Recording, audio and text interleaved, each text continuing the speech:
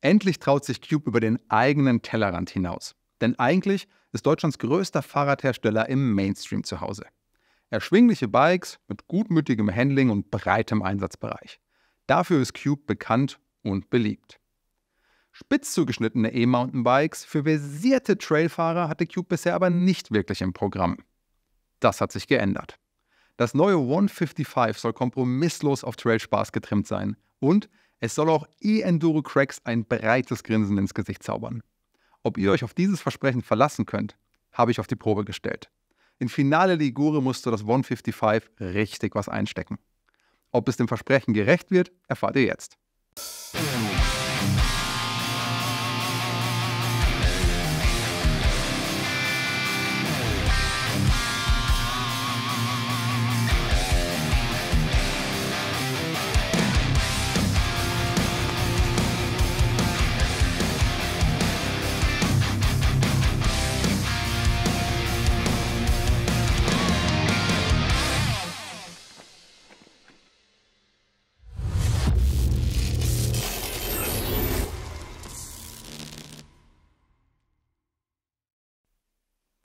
Drei Modellvarianten mit unterschiedlichen Spezifikationen bietet Cube vom Hybrid 155 an.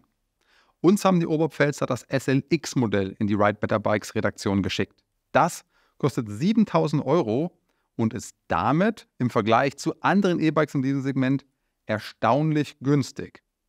Auch wenn 7.000 € natürlich viel Geld sind. Für 7.000 € bekommt man mit dem Hybrid 155 ein richtig leichtes Full-Power-E-Bike. Wir haben hier einen kraftvollen Bosch CX-Motor und sogar einen großen 750 Wattstunden Akku verbaut. Das Bike wiegt gerade einmal 22,7 Kilogramm. Da fragt man sich schon, ob dieses Leichtgewicht die richtig grobe Gangart auch problemlos wegstecken kann. Das Bike steht auf Maxxis-Reifen und sowohl am Vorderrad wie auch am Hinterrad gibt es die super griffige Max-Grip-Gummimischung. Und für Pannensicherheit sorgen die haltbaren Karkassen am Vorderrad, eine Exo Plus Karkasse und am Hinterrad sogar die richtig dicke Double Down Karkasse. Klar, das schlägt sich natürlich aufs Gewicht nieder, wird allerdings durch die sehr leichten Newman Laufräder kompensiert. Der Radsatz wiegt im Ganzen, also mit Reifen, Kassette und Bremsscheiben, gerade einmal 5.870 Gramm. In Anbetracht der pannensicheren Reifen ist das ein wirklich guter Wert. Einfach gehalten, aber zweckmäßig ist der Antriebsstrang. Denn geschaltet wird hier noch nicht mit der neuen SRAM Transmission-Schaltung, sondern noch mit der klassischen GX-Eagle 12-fach-Gruppe. Gespart wird beispielsweise bei der Kette, denn hier kommt nur eine günstige NX-Kette zum Einsatz. Mein persönlicher Wow-Effekt waren die Details, denn ich habe mich auf das Cube draufgesetzt und von Anfang an zu Hause gefühlt. Ich finde die Griffe geil, ich finde die Kettenführung super und auch der Kettenstreben-Protektor sorgt dafür, dass das Rad absolut leise ist.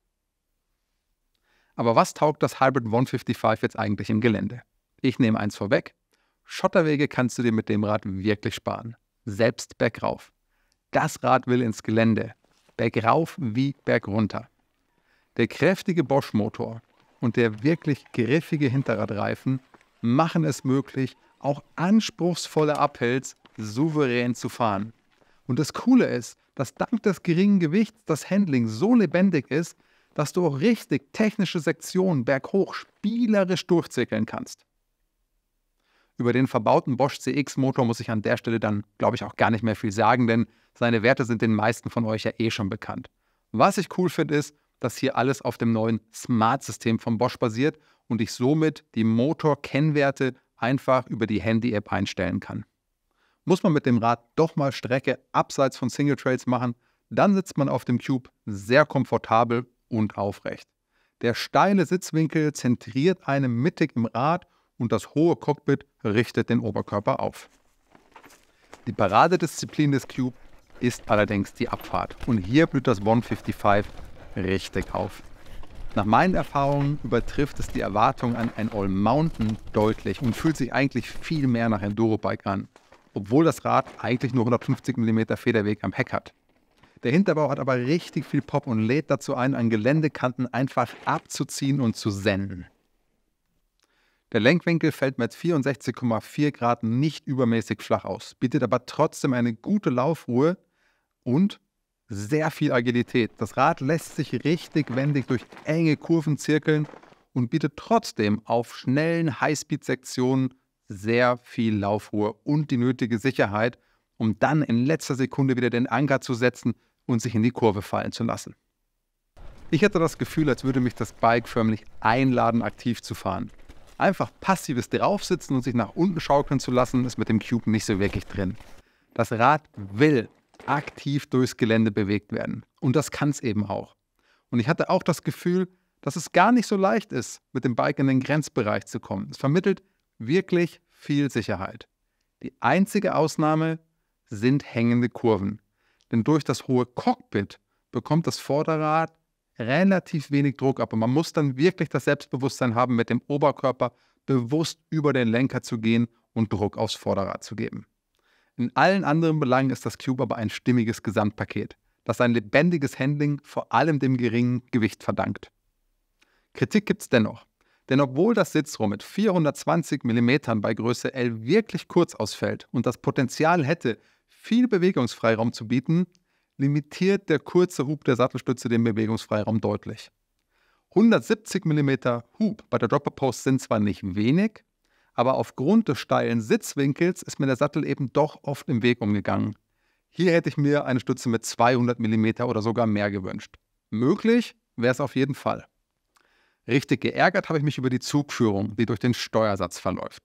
Denn dadurch werden die Kabel einerseits ziemlich stark gebogen und andererseits limitiert diese Kabelführung, dass ich den Vorbau eben nicht ganz bis nach unten setzen kann, weil dort die Kabel in den Steuersatz reinlaufen. Und in letzter Konsequenz gab es dann eben doch noch einen Defekt. Denn in einem der vielen Steinfelder im Finale habe ich das Hinterrad gekillt. Ich bin irgendwo auf einen Stein geknallt, habe eine ziemlich starke Delle in die Aluminiumfelge gefahren und das hat leider zum Verlust der Speichenspannung geführt. Dass es mal in einer Aluminiumfelge zur Delle kommt, okay. Allerdings mit dem pannensicheren Double-Down-Hinterradreifen, ja, der sollte das eigentlich schon wegfedern. Aber dass dann die Speichenspannung auch noch weg ist, das habe ich ehrlich gesagt schon länger nicht mehr gehabt. Und das nervt. Zugegebenermaßen, mein Fahrstil ist aber auch nicht gerade der sanfteste. Kommen wir zum Fazit. Cube steckt das 155 ins All-Mountain-Segment. Meiner Meinung nach kann das Bike aber mehr als nur Single-Trail-Touren. Nicht umsonst hat das Leichtgewicht sogar eine Bikepark-Freigabe. Sein wahres Potenzial entfaltet das 155 in Steinfeldern, Anliegern und auf Absprungkanten. Je wilder es zur Sache geht, desto besser. Das Cube zentriert seinen Fahrer tief im Rad und vermittelt viel Sicherheit. Das und das lebendige Handling machen das 155 zu einer richtigen Spaßmaschine. Selbst versierte Enduro-Cracks müssen sich schon anstrengen, um das Rad an seine Grenzen zu bringen. Das vermittelt Sicherheit und hat mich bei jeder Fahrt aufs Neue inspiriert, meinen eigenen Grenzbereich auszuloten. Der Preis ist zwar nicht super günstig, das Preis-Leistungs-Verhältnis ist allerdings top. Für so viel Fahrspaß muss man bei anderen Herstellern deutlich tiefer in die Tasche greifen.